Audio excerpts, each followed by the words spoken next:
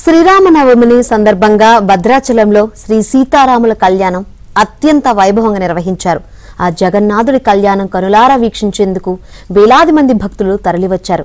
లక్షలాది భక్తుల మధ్య రాములోరి కళ్యాణం అంగరంగ దక్షిణ అయోధ్య భద్రాచలంలో అపురూప ఘట్టం ఆవిష్కృతమైంది.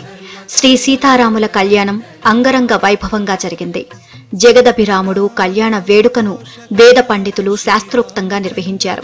ఈ మహోత్సవాన్ని తిలకించేందుకు తెలుగు రాష్ట్రాల నుంచి పెద్ద ఎత్తున భక్తులు తరలివచ్చారు. దీంతో భద్రాచలం వీధులన్నీ రామనామ స్మరణతో మారుమోగాయి. సత్యం బ్రవీమి వధోత్సదస్య నార్యవణం పుష్యతి నో సఖాయం కేవలాధో భవతి కేవలాధీ.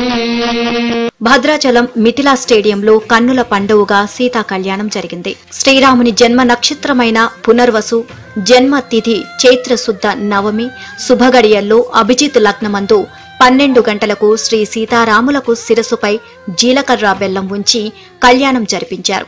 అనంతరం సుముహూర్తాన సీతమ్మ మెడలో రామయ్య మాంగళ్య ధారణ చేశారు.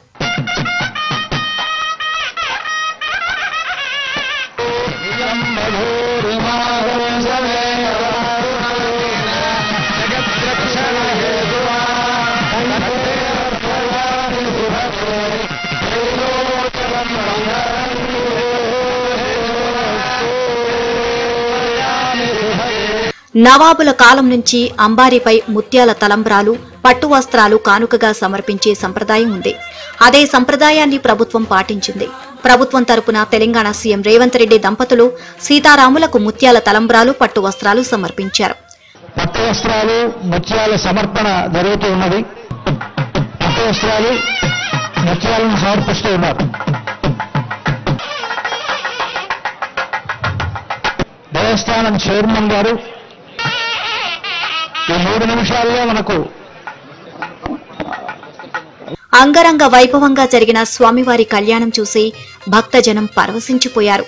సోమవారం భద్రాచలంలో శ్రీరామ పట్టాభిషేకాన్ని నిర్వహించనున్నారు. ఇందుకోసం ఆలయ అధికారులు ఏర్పాట్లు